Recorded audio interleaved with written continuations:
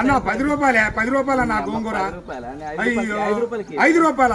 ఈ రైతు బతుకు తెలుసా అనే?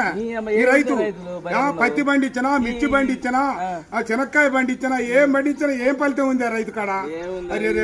రైతు బాధ తెలుసానే అన్నా? ఇది ఒకటి తెలుసా? రైతు బాధ తెలుసా? నేను పంట పండించిన రైతు పత్తి ఏ ఫలితం లేకుండా రైతునయ్యి పుట్టినాను, రైతునయ్యి పెరిగినాను, రాయినయ్యి నేను పుడితే రంది లేకుంటుందునయ్యా. పత్తి పంట నేను ఎత్తే మిత్తి కన్నా ఎల్లలే. ఏం బతుకు ఏం బతుకు ఈ రైతు బతుకు చూడరా, ఏం బతుకు ఏం బతుకు. అరే మిర్చి పంట నేను ఎత్తే ఖర్చులన్నా బూడలే.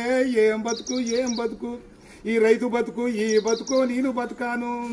పల్లెరుగా ఎల్లో పలుగురాల చేరుగాడ పాములు తెల్లల్లా తిరిగి ఎద్దులాగా ఎద్దు నాగి వానగుంటల నీళ్లు దాగి ముళ్ళ కంచాలెక్కి దూకితే గడ్డి మోపే గొంగడాయే పెంటగడ్డే పక్కల ఎత్తుని అమ్మ బతుకు.